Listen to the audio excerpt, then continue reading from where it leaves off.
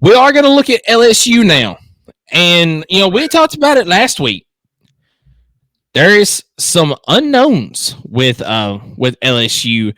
You had the Heisman Trophy winner last year in Jaden Daniels.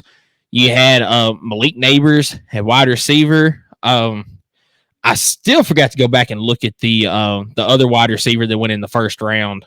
Brian Thomas, I believe that's his name. Brian Thomas is the other guy who went in the first round. I mean, you had an all-world offense, but a defense that couldn't stop the Richland Raiders on Friday night. I mean, it's going to be interesting to see how LSU does with Garrett Nussmeier at quarterback. I think that he is a really good quarterback. I think he's going to have success, but how is the LSU offense going to look with him at quarterback? Because he is not that really athletic, run type quarterback like Jaden Daniels is. He's more of a pro style sit in the pocket type quarterback.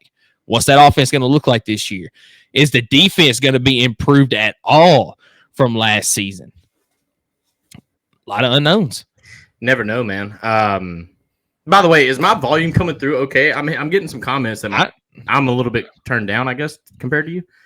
I'm hearing you perfectly on my end. Okay, that's fine. Catherine just tuned in, my wife. She said, turn your mic up. I said, I think it is. Like, I'm trying over here. But anyways, just want to make sure. But yes, back on topic here. If it's not good, let me know. I will turn the dial to the other way. Braxton said it sounds good. Sounds good. So they're lying to me, Braxton. Thank you. Thank you for the comment. By the way, thank you for still hanging out. That's awesome. You're a G. All right. Let's talk about LSU, man. Let's talk about LSU because I took some notes on this team. One, Brian Kelly. That's the biggest note. Do you trust him? Do you not? I don't know. That's up to you. But I do know they put in some pretty big work in the portal. They brought in a transfer safety from Texas A&M, who we just talked about, and Jordan Gilbert. And then obviously you've got the defensive end, Savion Jones, big time guy. And then a guy that I think you're going to kind of see rise from the dead, and a guy that kind of fell apart last year. Not fell apart, but just went really quiet. Harold Perkins.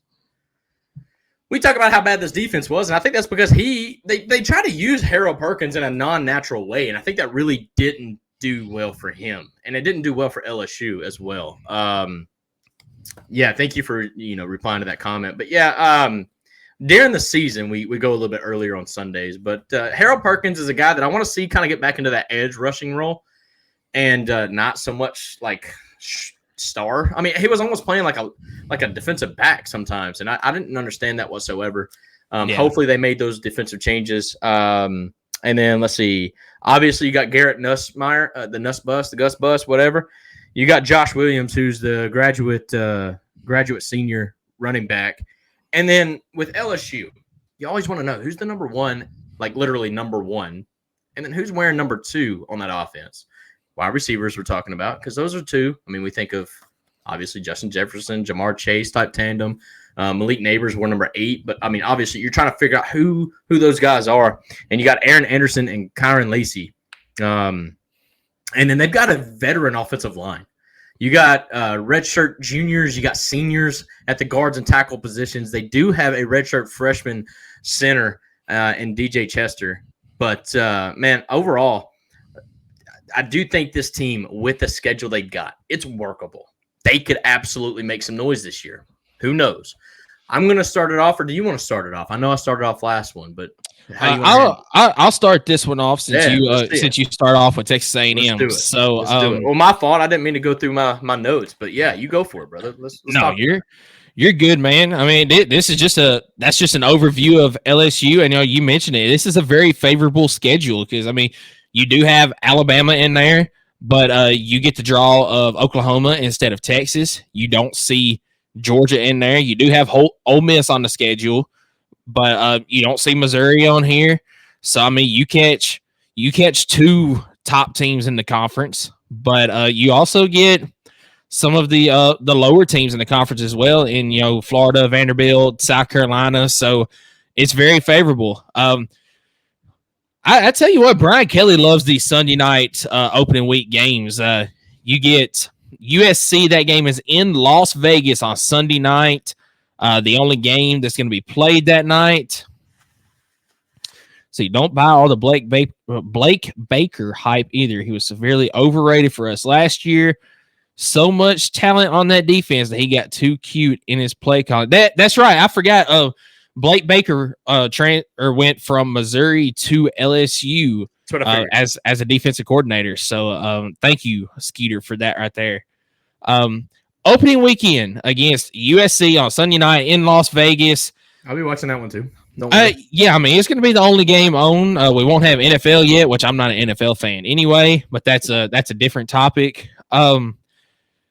If Brian Kelly did not help out his defense any, and if Lincoln Riley did not do serious improvements to his defense, we have got an opportunity to see a 60-50 game in this one. So it's going to be a track meet. Right? Yeah. I think I'm going to take LSU in this one. I think it's going to be a close game regardless. And then in week 2, you get a win against Nichols.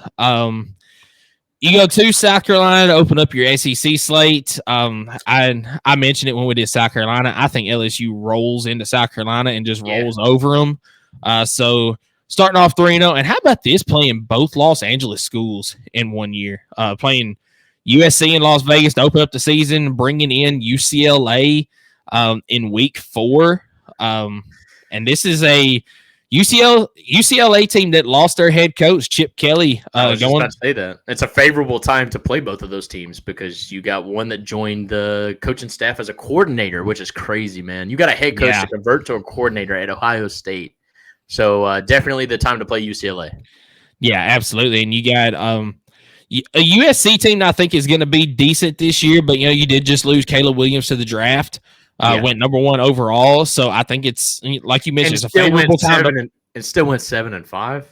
Yeah, so I think it's definitely a favorable time to play USC as well. I've got a win against UCLA in week 4 before you pick up a win against South Alabama to go 5-0 in the month of September. So that's how you take advantage of a schedule right there. I mean, handling business the way you should if you're Brian Kelly. Yeah, absolutely. This game I went back and forth on for a while. You got Ole Miss at home. 2 keys here. I want to see if you get them. 2 keys. As far as players or just keys to the game? Nope, just keys to the game, brother. Look at the dates. So obviously they get a good, nice bye week right before they play this game. Yep. And then secondly, they get this game at home. Yeah. I think that's massive for LSU. You get 2 weeks to prepare. Basically 3 weeks. You play South Alabama. You know what I mean? So, they get plenty of time to prepare for Ole Miss, and they get them at home. I think that's going to be a key for this game. Massive key. I agree with you. You still don't think it's enough? I don't know. And here's another thing. You got the game that these two teams played last year that was just an absolute shootout. It was. That Ole Miss pulled out in the final minute of the ball game. Yeah. I think that's going to be weighing on Brian Kelly and the players from last year's squad as well. But, man, Ole Miss sold their soul for success this season. I don't know. This is going to be a toss-up. I've got LSU dropping this one. There it is. All right, I see it. But I could very well see an Ole Miss win as well. You've got at Arkansas on the 19th of October. I don't think this one is close. I think we're starting to see the end of Sam Pittman's reign at Arkansas around this point. Texas A&M and College Station could be an intriguing game. I mentioned it earlier that I wanted to talk about this one for just a little bit. I think that Texas A&M under first-year head coach Mike Elko, South Alabama head coach now DC at Bama. I knew that.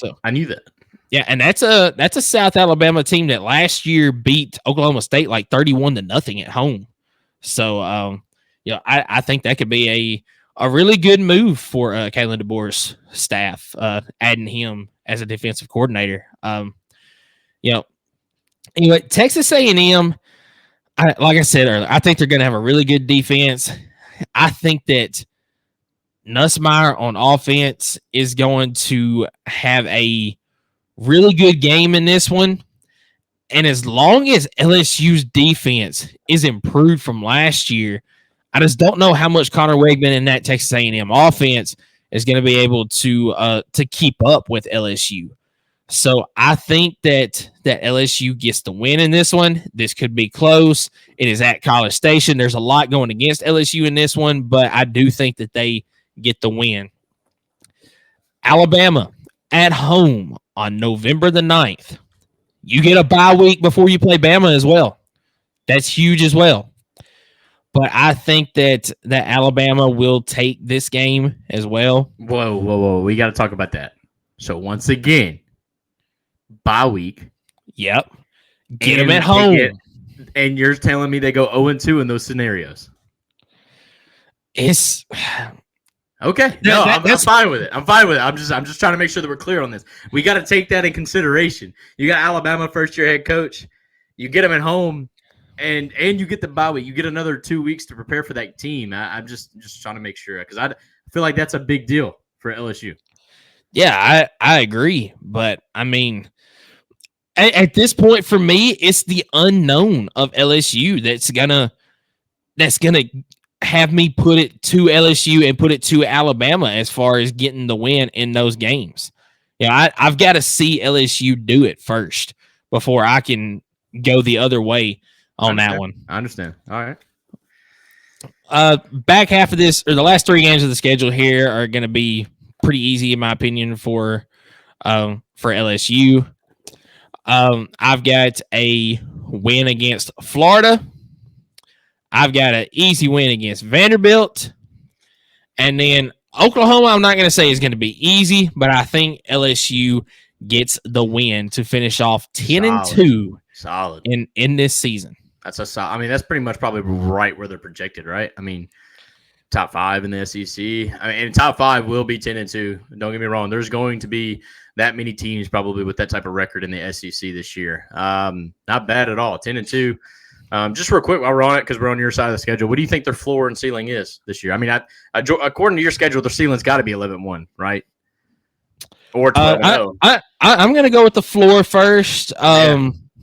I think that USC could beat them, so that's one right there. I think Texas A&M could also beat them. And Oklahoma, I think, could also do it as well. So I think the floor is going to be 7-5 for this LSU team. I do think the ceiling is 12-0. I think that the schedule lines up for them. Exactly. I think if LSU does what they should do, they can absolutely beat Ole Miss. They could beat Alabama because of what you brought up. You got a bye week before your 2 hardest games of the year. You get a bye week, and you get both of them at home. Man, it doesn't line up any better for LSU. So absolutely, they could go 12-0 this year. I just don't see it, but yeah, their ceiling is 12-0, and like I mentioned, their floor, I've got them at 7-5. All right, wipe this slate clean. Except like the first 5 games, because we all agree. It's USC. I do think it's going to be a fun game to watch. And Skeeter brings up a good point here. He said the battle in the middle of the pack of the SEC is going to be crazy, and he's not wrong. And I even think the battle of the middle and the bottom, even though you don't really battle for the bottom, but I think literally it's going to be that tight, probably from about 7th place down. It's going to be a tight race. You're going to absolutely have like your bottom feeders of the conference and a conference this loaded, this stacked. Unfortunately, there's going to be about 3 or 4 teams that just don't benefit from that whatsoever. But Skeeter's right. The middle of this conference is going to be, 1, it's going to be hard. It's going to be competitive. But 2, it's going to be hard to get out of. Once you get in that kind of scenario, it's going to be hard to get out of it. And so that's a good point there. But USC in Las Vegas, I do think LSU pulls out the win here. I don't know what USC has. They had a first overall draft pick, Caleb Williams, and they went 7-5. Obviously, head coach out there, golly, why is it? Lincoln Riley's made some changes, hopefully for the better, but overall, just a bunch of question marks. LSU has a little bit less question marks, and for that matter, I'm going to take LSU in this game, week 1, with the national spotlight. And sorry to cut you off. I meant to bring this up whenever I did mine, but I talked to the USC pod that we have in the College Huddle as well. He seems to think that Lincoln Riley has made some moves to improve that defense. So, I am going to say I got to see it before I believe it. Same thing with LSU on the defensive side of the ball. But it's going to be interesting. But kind of with both of these teams, though, okay, yeah, you need to improve your defense, but now you need to improve your offense because you just lost your guy. I mean, both of these teams lost their guy. You had Jaden Daniels, you had Caleb Williams. They're gone. So now you got to improve your offense and your defense, and I'm going to need to see that. Give me LSU to start the game or start the season. Nichols, easy dub. South Carolina. I'm not going to say it's easy. They do travel to Columbia, South Carolina, and that is a tough place to play. We've seen it with experience, unfortunately. But I don't know if this is a night game. So give me LSU against South Carolina. Same thing, UCLA. I have no idea about this team, but I know their head coach is gone, and so I can't expect a lot of things, especially them beating one of the top 5 teams in the SEC. So give me LSU in that game as well. South Alabama, that's another bye week. Give me a win there. But now here, Ole Miss, after a bye week, and they get Ole Miss at home. Keith tunes in. We appreciate you, Keith. What? How is BVD doing? Haven't seen anything from him in a while. I think you mean, who's BVD? Do you know? BVD. I can't think who that would be right off the top of my head. I don't know, Keith. Elaborate. Who's BVD? I'm trying to think. Is it a coach, a player? Like, I don't know. But anyways, I thought he was meaning BVS, which is Battered Vol Syndrome, which would be reason. Whatever. I don't know. We appreciate you tuning in, though, brother. Ole Miss. Big Vol Daddy. Oh, dude. He's around. He's around. But he's got his own show. I think they go live about once a month or so. But anyways, Ole Miss, I think, similar to you, I think they dropped to Ole Miss. Even after those two circumstances, Ole Miss, like you mentioned, kind of sold their soul for this season. And I don't know LSU's offense. I know they've got Garrett Nussmeier, but is he the playmaker that Jaden Daniels was? I don't think so. Is he a pass pro? I think so. I think he's really good at, staying in the pocket and delivering the ball. But who knows? If Ole Miss drops 6, in the secondary, how effective is that going to be? And is the running game going to be strong enough to, contribute? I don't know. So give me Ole Miss in that one. Just know his health wasn't good. Oh, that's not good, man. I'm praying for him. I did not know about that. I have to check in. I have to check in, bro. I don't know. But thank you for tuning in, brother. I'll definitely have to kind of do some research, see what's going on with him, but praying for all the best. Arkansas, that's a win for LSU. We got Texas A&M at Texas A&M, back-to-back road games. Big opportunity for A&M. Said that in the last segment. I still think LSU is going to win the game. I can't contradict my picks, so I'm taking LSU here. Alabama, here's my thing. Look, you get Alabama bye week again. This is scenario. This is the second time this year you got kind of the same scenario. Can you take advantage of the bye week before you play Alabama at home? If you're LSU, you better. Yeah. If you're LSU, you better. I don't trust Brian Kelly. I'm right there with you, brother. So for that matter, dude, give me Alabama, man. Give me Alabama. And I hate to do the same thing you did. I think legitimately, realistically, they should split those two games. They have to win one after a bye week and get them at home. In my mind, I feel like they have to win one of those games. But I don't trust Brian Kelly. So as far as on the record prediction, I have them dropping both of those games, unfortunately. That kind of goes against all my football knowledge, though. But it is what it is. It's just my gut feeling. They go to Florida. Now, LSU's got to be careful and not let that second loss kind of cause like an avalanche effect, a snowball effect. But I think they stay course. Obviously, the rivalry's strong there. I'm glad they kept it. I think LSU gets the win over Florida. And at that point, who knows where Florida's at? They hopefully started the year okay, but who knows how they finish. They get an easy win at Vanderbilt, and then Oklahoma to finish the year. I've got Oklahoma beating LSU. I think they're going to be a little bit spicy. Look, Oklahoma's kind of getting overlooked in this whole debacle with Texas coming in, Oklahoma coming in.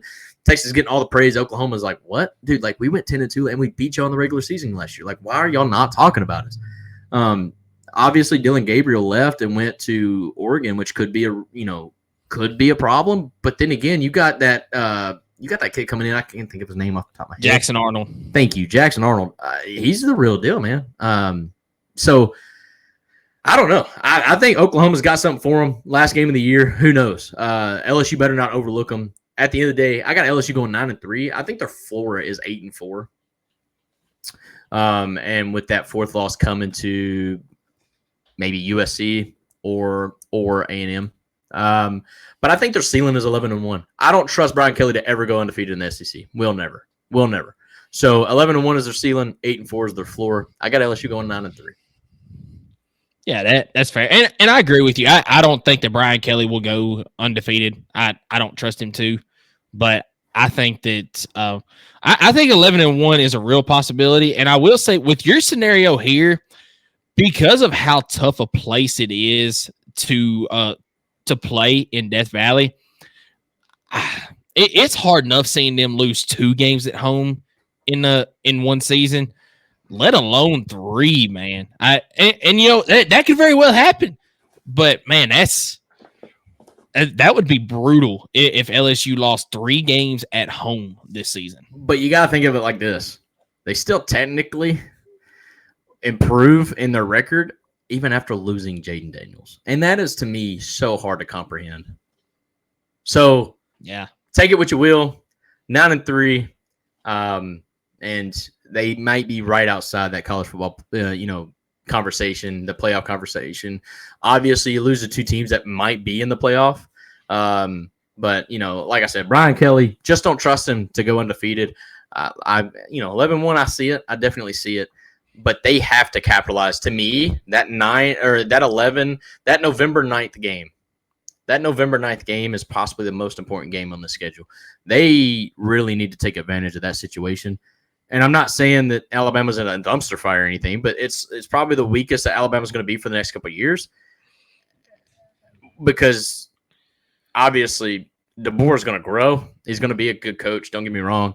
But you got him in Death Valley. It's probably going to be a night game. College game day could be there. I don't know. Got to take advantage of it. Got to take advantage of that game. I'm going to say that game is the swing game for Alabama and for LSU probably on the schedule because, Alabama does play Georgia this year. Spoiler, I am going to pick Georgia to win that game based on where the game is played and what part of the schedule it's on because it's at the front part of the schedule. So, Alabama catches LSU towards the end of the season, depending on what Kalen DeBoer and Alabama do the rest of the way. Let's just use the scenario that Tennessee happens to beat Alabama in Knoxville on the third Saturday in October. I've already said I've got Alabama losing to Georgia. This LSU game is the difference between going 10-2 and going 9-3.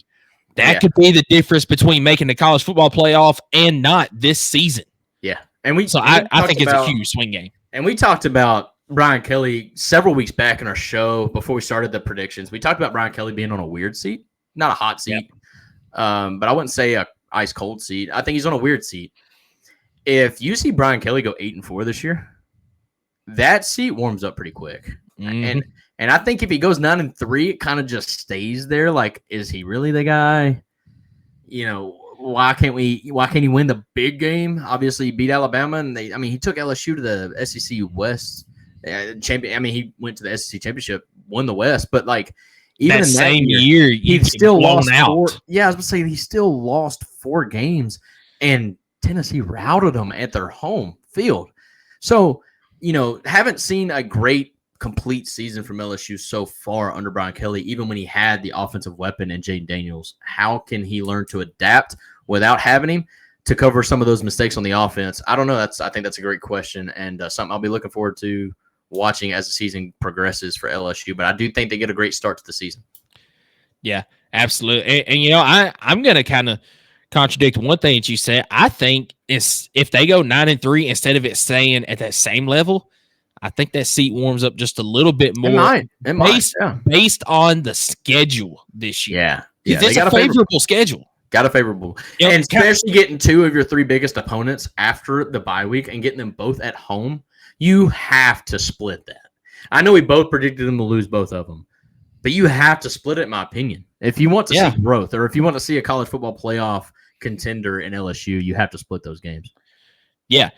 Absolutely, man. And Keith comes in with a great point, something we talked about with several teams, and that's the fact that defense killed LSU last year. You're absolutely right. That's why they lost to Ole Miss, 100%. That's why they lost to Ole Miss.